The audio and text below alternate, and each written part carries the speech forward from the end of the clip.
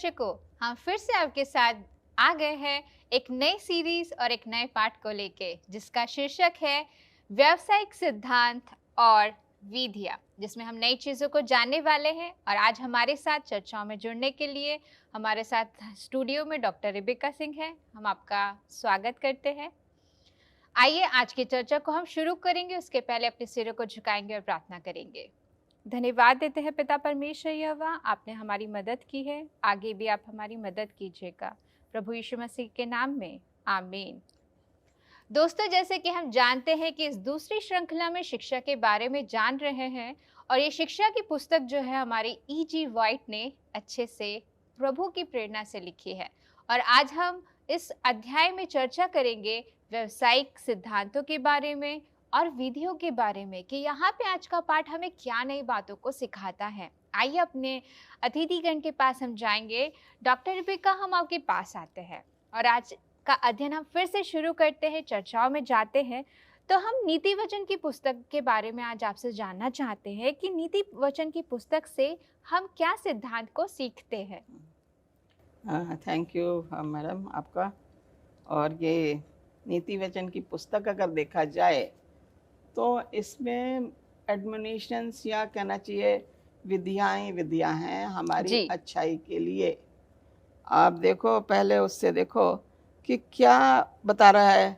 परिश्रम कैसे होना चाहिए, ईमानदारी में कैसे रहना चाहिए, झूठ से हमें कैसे दूर रहना चाहिए, संयम बरतना चाहिए, पवित्रता हमारे अंदर होनी चाहिए, हमें एक दूसरे का आदर करना चाहिए, बच्चों को आदर करना चाहिए, माता पिता को आदर करना चाहिए। ये सारे के सारे सिद्धांत जो है हमें नीति वचन की पुस्तक में मिलते हैं जी। और कई इलस्ट्रेशंस भी दी हुई हैं, जैसे चींटी का जो है जी, उससे वो कंपेयर करेगा आलसी आदमी से, कि आलसी आदमी को जो है चींटी से सबक लेना चाहिए जी। तो ये सारे हम देख रहे हैं, व्यापारी, कारीगर, व्यापार, ये सारे जो हैं लोग, इनके बारे में बताया गया है। तो हम जो है नीति वचन की पुस्तक, अक्सर लोग जो हैं जो जिनको ज्ञान प्राप्त करना मांगते हैं जी, वो नीति वचन की पुस्तक पढ़ते हैं। और क्योंकि ये पुस्तक बहुत अच्छी है, सिद्धांतवादिक है जी, और इसको लिखने वाला जो है सबसे ज़्यादा अधिक बुद्धिमान पुरुष राजा सुलेमान था जी। राजा सुलेमान ने जो है अपने जीवन में जो है उसने अच्छाइयाँ भी देखी और उसने बुराइयाँ भी देखी जी। उन सब का अनुभव देख के उसने ये पुस्तक की रचना की है। और इसमें बताया है कि हमें किन चीज़ों से दूर रहना चाहिए, बुराई से दूर रहना चाहिए, अच्छाई को अपनाना चाहिए। बिल्कुल। तो जब एक बुद्धिमान पुरुष ने एक्सपीरियंस किया, एक अभिनव किया है, तो अभिनव के बाद जो इंसान बताता है जी, वो हमारी अच्छाई के लिए बताता है जी। तो ये सिद्धांत है हमारे जीवन में, हमें आगे बढ़ने के लिए हमारे साथ चलते हैं। तो क्योंकि वो सबसे बुद्धिमान पुरुष था, उसने परमेश्वर से खाली बुद्धि मांगी थी जी। कोई और होता तो धन या दौलत या कुछ मांग लेता, लेकिन उसने खाली बुद्धि ही मांगी। और बुद्धि का उसने इतना अच्छी तरह से प्रयोग किया कि उसने ये पुस्तक में सारी विधियां जो सच्चाई के मार्ग पे हमें ले चलते हैं उसके बारे में बताया है। शुक्रिया विधियों और सिद्धांतों के बारे में बताने के लिए, क्योंकि अगर हम आगे पढ़ते हैं इसमें बहुत सारे वचन के बारे में लिखा हुआ है। और जब इन आयतों में जाते हैं तो यहाँ एक आयत है जो हमें मिलती है नीति वचन की पुस्तक, उसका 14वां अध्याय, उसकी 23वीं आयत में। तो डॉक्टर रिबिका, हम पूछना चाहते हैं कि यहाँ पे राजा सुलेमान किस बारे में बात कर रहा है और हमें क्या बताना मांगता है। यहाँ पे जो बताया गया है परिश्रम के बारे में बताया गया है, नीति वचन 14 का 23 में जी। और मैं चाहती हूँ हमारे दर्शक गण जो हम टेक्स्ट बोलते हैं उनको जाके देखें बिल्कुल कि ये नीति वचन से हमें क्या मिल रहा है। बाइबल का जो हम अध्ययन कर रहे हैं वो क्या है, शिक्षा की जो हम स्टडी कर रहे हैं जी, या बता रहे हैं। सिस्टर एलन जी व्हाइट की जो बुक है एजुकेशन में, उन्होंने जो लिखा है वो बाइबल से पर्टेन करके लिखा है जी। बाइबल के द्वारा ही उन्हें लिखा गया है बिल्कुल। और इसलिए उन्हें अपनी पुस्तक में बताया गया, यहाँ पे बताया गया है परिश्रम से लाभ होता है जी, परंतु मुंह से बकने से केवल दुख होता है बिल्कुल सही बात है। अगर आप काम नहीं करो, परिश्रम भी नहीं करना मांगते और खाली बकबक कर रहे हो तो आपको फायदा नहीं नहीं हो होगा। सकता है। एक और चीज है, जी, ये कहना है नीति वचन 22 का 29 में ये लिखा हुआ है, यदि तू ऐसे पुरुष को देखे जो कामकाज में निपुण हो जी, तो वह राजाओं के सम्मुख खड़ा होगा, छोटे लोगों के सम्मुख नहीं। तो यहाँ पे कह रहे हैं दुष्ट लोग को कोई पसंद नहीं करता, बिल्कुल लेकिन जो परिश्रमी है वो राजा के सामने भी खड़ा हो जाएगा। सही बात है। राजा को पता होगा कि ये परिश्रमी है, इसीलिए उससे वो बुलाएगा, उससे काम भी कराएगा। लेकिन अगर दुष्ट है तो कोई उससे बात नहीं करना मांगेगा। बिल्कुल, यही इंसान है, दो तरह के इंसान है, एक अच्छा एक बुरा। परमेश्वर के सामने भला इंसान ही खड़ा हो सकता है, बिल्कुल। दुष्ट नहीं खड़ा हो सकता। आमीन। तो ये चीज यहाँ पे बताई गई है कि हमें मुंह से बकबक नहीं करना, जी, हमारे काम जो है वो हमें आगे बढ़ाएंगे, आमीन। बकवास करने से कुछ नहीं होगा। यहाँ पे आलसी का तो यहाँ पे लिखा है अच्छा यहाँ पे 22-29 दुष्टों के सामने खड़ा रहना। तो कौन सा निपुण इंसान है आजकल जो है, हम देखते हैं, आप भी देख रहे हैं क्योंकि हम दुनिया में रह रहे हैं। जी, जो मेहनत कर रहा वो आगे बढ़ रहा है जी, और जो मेहनत नहीं कर रहा वो आगे बढ़ ही नहीं सकता। बिल्कुल, तो खुदा भी चाहता है कि इंसान परिश्रमी हो। बिल्कुल। जब आदम और हवा को बाग अदन में रखा था तो उनको भी काम दिया गया था। सही बात है। मेहनत का तो नहीं था, लेकिन ये था कि उन्हें बगीचे की रखवाली करनी थी, रक्षा, जी, उन्हें जानवरों को देखभाल करना था। वो बीमार तो कोई था नहीं, बिल्कुल, लेकिन उन्हें देखना था, उनसे मिलना था। जानवर के सामने खड़े हो जाते, जी, आजकल आप जानवर के सामने नहीं खड़े रह सकते, सही बात है है। ना। लेकिन परिश्रम तो वहां भी था बिल्कुल, बाग एदन में। जब बाहर आया तो भी परिश्रम है, उसने जी, कहा तू अपने पसीने की रोटी खाएगा। बिल्कुल, तो परिश्रम करोगे तो आपको खाना मिलेगा, परिश्रम सही नहीं बात है। करोगे तो कुछ नहीं मिल मिल सकता। सकता। ट्रू, सही बात है, क्योंकि बिना परिश्रम के इस दुनिया में कुछ भी पाया नहीं जाता। तो दोस्तों, आगे हम इसी तरीके से और नई बातों को जानते रहेंगे, सिद्धांत और विधियों के बारे में कि परिश्रम और हमें क्या सिखाने की कोशिश कर रहा है। कहीं मत जाइएगा, लौटते हैं छोटे से ब्रेक के बाद।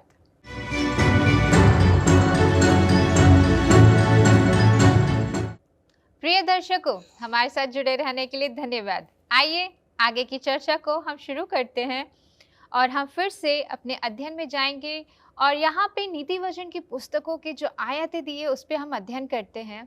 डॉक्टर रिपिका, हम आपसे जानना चाहेंगे, क्योंकि यहाँ पे नीति वचन की बहुत सारी आयतों के बारे में बताया जाता है। अगर हम पढ़ते हैं नीति वचन 13 उसका 4 जो आयत है, नीति वचन 23 उसकी 21 आयत है, तो यहाँ पे बुद्धिमान व्यक्ति शराबी के विषय में क्या बताना चाह रहा है? यहाँ पे दो चीजें बताई गई हैं इस टेक्स्ट में। नीति वचन 13 का 4 में लिखा हुआ है आलसी के बारे में। जी, यहाँ लिखा है आलसी का प्राण लालसा तो करता है, जी, इच्छा तो करता है और उसको कुछ नहीं मिलता क्योंकि बिल्कुल। आलसी है, परंतु कामकाजी हष्ट-पुष्ट हो जाते हैं। जी, तो यहाँ पे कह रहा है एक तो हो गया आलसी। दूसरी चीज जो यहाँ पे बताई जा रही है वो है शराबी और पेटू लोग। जी, ओके, यहाँ पे लिखा हुआ है नीति वचन का 23 का 21 में, क्योंकि जी। पियक्कड़ और पेटू अपना भाग खोते हैं। जी, क्यों? उनके लालसा किस में है? पीने में। पीने में, तो अपना भाग खो देंगे, बिल्कुल। ठीक है। पिनक वाले तो चिट्ठे पहनते हैं। जी, अब हम यहाँ देखते हैं कि कई बार मैंने देखा कि लोग पी लेते हैं, जी, होश नहीं रहता, कभी वो नाली के किनारे पड़े, कड़े बिल्कुल। बिजली के खंभे के पास पड़े हैं, बेहोशी की हालत में पड़े हैं। सही बात है। तो उनका तो क्या होगा? जब आप शराब पियोगे, बुरी आदतों में पड़ोगे, जी, तो आप किस हालत में रहोगे? ट्रू, चिथड़ों वाली हालत में ही बुरी हालत रहोगे। में पड़े तो रहे। यहाँ पे ये कह रहा है परिश्रम से लाभ होगा। ओके, परिश्रम नहीं करोगे तो आपका नुकसान है। जी, आप आलसी बने रहोगे तो आपका नुकसान है, क्योंकि आलसी को कुछ भी नहीं मिलने वाला। जी, जब वो काम ही नहीं करेगा तो उसको खाने के लिए क्या मिलेगा? जी, और जो पियक्कड़ है वो क्या है, उसको पीने की रहती है, वो दरिद्र हो जाता है। बिल्कुल। अगर वो अमीर भी है पियक्कड़ और वो पी रहा है तो वो गरीब हो जाता है। सही बात क्यों? है। वो पीने वाली जो आदत है वो उसको गरीब करती है। बिल्कुल, क्योंकि अगर आप काम नहीं करोगे और पैसा खर्च करते रहोगे पीने में, तो तो आप तो अपने आप ही गरीब हो जाओगे। जी, ये चीज़ जो है हमें सुलेमान राजा हमें बता रहा है इस पुस्तक में, और सिस्टर एलन जी वाइट भी इसी चीज़ को बता रही हैं बिल्कुल, कि हमें अगर परमेश्वर के राज्य की तैयारी करनी है तो हमें बुरी आदतों में नहीं नहीं पड़ना, पढ़ना है। हमें आलसी नहीं होना है। जी, अगर हम आलसी रहेंगे तो हमें कुछ नहीं मिलेगा, बिल्कुल, परमेश्वर भी सहायता नहीं करेगा अगर हम सही आलसी बात रहेंगे। है। अगर हम आलसपन छोड़ देंगे जी, तो हमें सब कुछ मिल सकता मिल है। जाएगा। हम देखते हैं जो काम नहीं करते वो क्या निठल्ले बैठे रहते हैं, बिल्कुल, उन्हें उनका दिमाग जो है खुराफाती चीज़ों में जाता है। जी, लेकिन जो मेहनती हैं, जी, जो परिश्रमी हैं, उनके पास सोचने का टाइम ही नहीं है, बिल्कुल, क्योंकि उन्हें मालूम है मुझे अपने परिवार को पालना है, सही बात है। मुझे इनकी एजुकेशन देखनी है और मुझे परमेश्वर के साथ भी चलना है। जी, तो हमेशा अच्छा इंसान हमेशा परमेश्वर के सपुर्द रहेगा। बिल्कुल, वो उसका ध्यान जो है आलस की तरफ नहीं जाएगा। बिल्कुल, हम देखते हैं कि अक्सर जब छुट्टी होती है तो हम कह तो देते हैं छुट्टी है, जी, लेकिन क्या हम खाली बैठते हैं? नहीं, काम करते रहते हैं। ज़्यादा काम हो जाता है। बिल्कुल, जब छुट्टी होती है तो हमारा काम ज़्यादा बढ़ हो जाता जाता है। है जी, और हम ये सोचते हैं कि आज जितनी छुट्टी मैं इसका पूरा फ़ायदा उठाऊं, क्योंकि बाद में मुझे पूरे हफ्ते मौका नहीं मिलेगा या अगली छुट्टी पड़ेगी मैं बिल्कुल, तब काम करूंगी। जी, तो हम क्या है, जो काम करने वाला इंसान है वो कभी खाली नहीं बैठता। सही और बात ये है। परमेश्वर चाहता है कि हम हमेशा अपने आप को बिजी रखें। जी, जब हम अपने आप को बिजी रखेंगे तो हमारे अंदर कोई भी बुराई की चीज़ हमारे दिमाग में नहीं आ नहीं सकती। आएगी। ये परमेश्वर चाहता हमसे। धन्यवाद, क्योंकि परिश्रम करना ही इस संसार का नियम भी है, क्योंकि बिना परिश्रम के हमें कुछ अच्छा भी नहीं मिल सकता। क्योंकि फिर से हम एक और आयत में जाएंगे, जो नीति वचन की पुस्तक उसका 20वां अध्याय उसकी 19वीं आयत। ये बहुत ही इंटरेस्टिंग टॉपिक है, क्योंकि यहाँ पे चापलूसी के बारे में लिखा गया है। और मैं जानना चाहती हूँ बाइबल इस विषय में क्या बताती है। हम जितनी चीज़ें हमारे आसपास हो रही हैं जी, वो बाइबल ऑलरेडी बता रही बिल्कुल, है ना। हम सोचते हैं बाइबल में ऐसे कुछ नहीं लिखा हुआ है। यहाँ पे लिखा हुआ 20 का 19 में लिखा हुआ है जी, कि जो लुतराई करता फिरता है जी, वह भेद प्रकट करता है, इसलिए बकवादी से मेल जोल ना रखना। जी, ठीक है। लुतराई वर्ड यूज किया हुआ है इसमें मेरी बाइबल जी, में, शायद दूसरे वर्जन में कुछ और दिया होगा, चापलूसी होगा या क्या होगा। तो जी, यहाँ पे कह रहा है जो अपने होठों से चापलूसी करता है, जी, ये अपने ही बारे में मियाँ मिट्ठू बन जाना, अपने बारे में बोलना। ये कह रहा है नीति वचन में, सोलोमन बादशाह में बता रहा जी, है हमें चापलूसी लोगों से दूर रहना चाहिए, बिल्कुल, क्योंकि वो चापलूस वाले जो लोग हैं आपके सामने आपकी बड़ाई कर दी, जी, आपका कोई साथी है उसके सामने आपकी बुराई कर दी क्योंकि आप सामने नहीं हो, जी, या अपना काम निकालने के लिए वो चापलूसी करेगा। बिल्कुल, अच्छा, जो एक इंसान परिश्रमी है वो कभी चापलूसी नहीं करेगा। सही बात है। वो उसको तसल्ली अपने काम से है। बिल्कुल, हम देखते हैं आजकल लोग चापलूसी बहुत कर रहे हैं। जी, अगर मैंने किसी की बुराई कर दी जी, अपने आप को दूसरे की नज़र में अच्छा बनाने के लिए, बिल्कुल, कंपनियों में अक्सर होता है कि बॉस के भी कुछ चमचे रहते हैं जी, जो चापलूस जिन्हें हम कहते हैं। तो वो चापलूस वाले ये सोचते हैं हम तो बहुत अच्छे हो गए उसमें नज़र में, जी, लेकिन हम नहीं देखते कि लॉन्ग रन में वो चापलूस करने वाले उनका सबसे बड़ा नुकसान उनका बॉस ही कर देता जी, है। तो यहाँ पे बता रहा है जो चापलूसी करता है हमें उससे दूर रहना है। रहना है। एक और चीज़ कह रहा है ज्ञानी संयम से बोलता है। सही बात है। अगर हमारे में सहनशीलता है, संयम है, धीरज है, तो हम सोच के बोलेंगे। बिल्कुल, लेकिन जो बकवादी करता है वो कभी चुप नहीं, वो जैसे ही आपने बोला अगला दूसरा जवाब दे देगा। बिल्कुल, है इसका मतलब ये जल्दबाज है, बिल्कुल, इसके बाद नहीं। परंतु मूर्ख लोग दखल देते हैं। जी, जो बुद्धिमान पुरुष है वो हमेशा टाइम लेके बोलेगा। जी, आप कितनी शिकायतें कर दो दूसरे इंसान की, वो सोचता रहेगा, सुनता रहेगा, लेकिन जवाब कब देगा? जब वो देखेगा कहा कि इसका पानी सर से ऊपर जा रहा है, जी तब जवाब देता है, क्योंकि वो सोच के बोल रहा है, जी संयम है उसमें। जी ये जो सुलेमान बादशाह में बता रहा है, हमारे अंदर संयम होने की ज़रूरत है और हमें सोच समझ के बोलना चाहिए। यही चीज़ हमें सोलोमन बादशाह बताने की कोशिश कर रहा है, and sister Ellen G White भी इसी चीज़ को स्ट्रेस कर रही हैं। जी धन्यवाद। तो प्रियो, हम देख रहे हैं कितने अच्छे गुण के बारे में हम जान रहे हैं जो हमें प्रैक्टिकल लाइफ में आज के टाइम में बहुत ज़्यादा सीखने की ज़रूरत है। तो आगे हम चर्चा को यूं ही बढ़ाते रहेंगे। एक छोटे से ब्रेक के बाद मिलते हैं। धन्यवाद।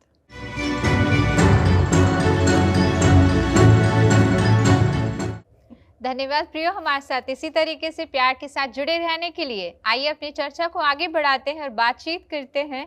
और अभी तक हमने जाना है चापलूसी के विषय के बारे में, समझ के बारे में, अच्छे अच्छे गुणों के बारे में। अब हम जानने वाले हैं कि हम ये क्वेश्चन आपसे पूछना चाहते हैं, क्योंकि बुरे लोग आज के समय की अगर हम बात करते हैं, बुरे लोग बहुत हो गए हैं। तो ये बुरे लोगों के विषय में, इस मार्ग के बारे में कि हमें उस पर नहीं चलना चाहिए, बाइबल क्या सिखाती है? यहाँ पे जिया हुआ है, नीति वचन में फिर जाएंगे। सुलेमान बादशाह का जो वचन है, नीति वचन 4:14 में कह रहा है, जी बुरे लोगों के मार्ग पे मत चलो। जी है ना? क्या हो सकता है कि कोई अंगारों पे चले और उसके पाँव न चले? बिल्कुल है ना? सही बात। हम देखते हैं, एक तरह से देखा जाए तो लोग कोशिश करते हैं, कोयले जला दिए उन्होंने, इतनी आग कर दी, उसके पास से चल के दिखा रहे कि कुछ नहीं हो रहा। जी ऐसा हो ही नहीं सकता कि ना हो। बिल्कुल है ना? सही जादू बात है। टोने की बात अलग है, लेकिन यहाँ पे कह रहा है बुरे लोगों के मार्ग पर मत चलो। बिल्कुल ये वही है कि कोयलों पे चलना मतलब अपने जी पैरों को जलाना। आप कोयलों पे चलोगे, अपने पैरों को जलाओगे, जी मतलब आप बगैर सोच समझ के बुराई के रास्ते पे चलोगे तो परेशानी तो आएगी आपकी। बिल्कुल है ना? यहाँ पे कह रहा है, जो बुद्धिमानों की संगति करता है वो भी बुद्धिमान हो जाएगा। आमीन। तो इसका मतलब यह है कि जो मूर्खों की संगति करता तो वो मूर्ख हो मूर्ख हो जाएगा। जाएगा। है जी ना? तो यहाँ पे ये बताया गया है, जिस आदमी के पास दोस्त हैं उसे खुद को दोस्ताना दिखाना चाहिए। बिल्कुल मैं सोचती हूँ, जिसके पास एक अच्छा दोस्त है, चाहे एक ही हो, जी एक होते हैं ढेर सारे दोस्त, जैसे वो प्रोडिगल सन था। जी वो उड़ाऊ क्या, पुत्र। उड़ाऊ पुत्र। उसके पास पैसा था तो दोस्त बहुत हो गए, बिल्कुल और जब पैसा उड़ गया जी तो दोस्त भी उड़ गए।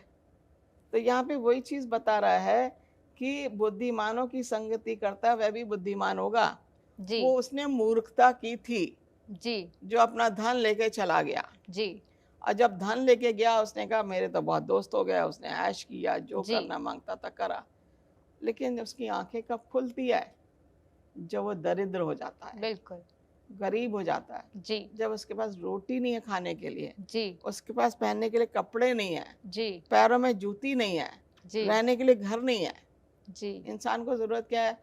रोटी, कपड़ा और मकान, जी और तीनों चीजें उससे छिन जाती हैं। बिल्कुल वो तब सोचता है कि मेरे पिता के घर में तो मेरे नौकर भी इससे अच्छा खाना खा लेते हैं। सही बात है। रियलाइज कब करता है? जब वो जब- दरिद्र हो जाता है। बिल्कुल पहले नहीं सोचा उसने, लेकिन यहाँ पे ये सोचता है कि मैं क्या करूँगा अपने पिता से। अब ये मूर्खतापूर्ण से बुद्धिमता में आ रहा आ है। रहा है।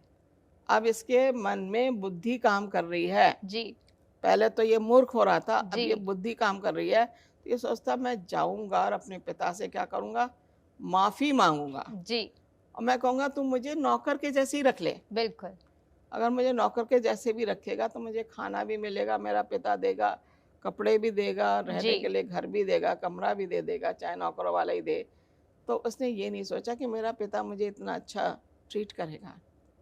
जब हम रियलाइज कर लेते जी हैं कि हम क्या कर रहे हैं, ये वही हिसाब है। परमेश्वर के पास जब एक दरिद्र इंसान माफी मांगता है, जब जी एहसास होता है कि वो कितने पाप में था, कितने सही गहराई बात। में था, परमेश्वर उसको माफ कर अपने देते हैं। आलिंगन में लगा लेता है। बिल्कुल बिल्कुल चाहे हम उस आलिंगन को ना पहचाने, लेकिन परमेश्वर ने आपको अपना लिया। तो यहाँ जी पे बता रहा है, जिस आदमी के पास दोस्त हैं उसे खुद को दोस्ताना दिखाना चाहिए। बिल्कुल आजकल सच्चे दोस्त नहीं मिलते, जी बहुत कम लोग हैं जो कि कहेंगे कि सच्चा दोस्त है। बिल्कुल सही बात है। आपके पास बजाय 10 दोस्त जो आपको खुश कर रहे हैं, जी अगर एक ही दोस्त है जो आपकी बीमारी में, दरिद्रता में आपका साथ दे। जी मुझे याद है ये कृष्ण का जो था, हिंदू के जो भगवान बनाते हैं, जी उनका एक गरीब दोस्त था, जी मैं नाम भूल गई उसका, सुदामा। सुदामा जी है। बचपन से उसका साथ था, जी और जब वो आता है तो वो नीचे बैठता और उसको नीचे नहीं बिठाता, जी कहता तू मेरा दोस्त था तो दोस्त ही रहेगा। अमीर होने पे भी, ये जी एग्जाम्पल जो है एक तरह से देखा जाए, अमीर होने पे भी कृष्ण ने अपना घमंड नहीं दिखाया, अपना जी पैसा नहीं दिखाया, अपनी वो नहीं दिखाई कि मैं तो बहुत बड़ा हो गया हूँ तो छोटा है। तो यहाँ पे बहुत ज़रूरी है कि हमारे पास जी अगर एक ही दोस्त है, ये हमें वचन यही बता रहा है जी कि अगर हमारे पास एक ही दोस्त है, हमारे लिए वही काफ़ी है। जी वो हमारे परिवार से भी ज़्यादा हो जाता है। सही बात है। अगर आपके पास अच्छा दोस्त है तो परिवार से भी ज़्यादा हो जाता है। तो हमें ये देखना है कि हमें कौन सी संगति लेनी है, जी क्योंकि दो ही चीज़ें हैं, बुरे और अच्छा। या तो हम अच्छाई को अपनाएं या बुराई को अपनाएं। जी बुराई को अपनाएंगे तो हमारे पैर गड्ढे में जाएंगे, जी और अपनाएंगे अच्छाई को तो परमेश्वर के मार्ग पे जाएंगे। बिल्कुल। तो यहाँ पे नीति वचन में हमें यही बता रहा है कि हमें अपने आप को बुराई के मार्ग से दूर रखना चाहिए, जी और ये कह रहा है कि वो ही बुद्धिमान होगा जो सच्चाई को पहचाने, सच्चे दोस्त को पहचाने। धन्यवाद। आप अपने दोस्तों को नहीं पहचान सकते, जी आपके पास कितने दोस्त होंगे। मैं देखती हूँ क्लिपिंग्स आती रहती है, वीडियो क्लिपिंग्स, जी के दोस्त हैं लेकिन एक अमीर हो गया, वो गरीब हो गया, तो जी उसने उसको नकार दिया कि जी अब तो ये दोस्त है ही नहीं, मेरा हो ही नहीं सकता। जी लेकिन दरिद्रता में भी आपको दोस्त मिल सकता है, बिल्कुल चाहे वो आपके लिए कुछ भी ना करे, लेकिन आप बीमार हो तो वो आपके पास खड़ा है। बिल्कुल लेकिन अमीर में जो है हम इस चीज़ को नहीं देख पाते। जी हम एक सच्चे इंसान को, यीशु मसीह हमारा सबसे बड़ा सच्चा इंसान, सच्चा बिल्कुल दोस्त है। सही बात है। हम जब प्रार्थना में बात कर रहे हैं तो हम एक दोस्त से बात कर रहे हैं। जी यीशु मसीह से अच्छा दोस्त कोई हो ही नहीं सकता, सही बात है। और हमें उसी दोस्त पे निर्भर रहना है। जी ये जो दुनियावी दोस्त है इनके ऊपर नहीं, जी इनका नंबर दूसरे पे आना चाहिए, पहला नंबर यीशु मसीह के ऊपर आना चाहिए, क्योंकि वो जो है हमारा सबसे अच्छा दोस्त है। Okay, thank you so much doctor Rebekah इतने अच्छे उत्तर के लिए। तो प्रियो, हम विश्वास करते हैं कि इस सीरीज के द्वारा आप बहुत के आशीष पा रहे होंगे। अब हम आपसे मिलेंगे अगले एपिसोड में। धन्यवाद।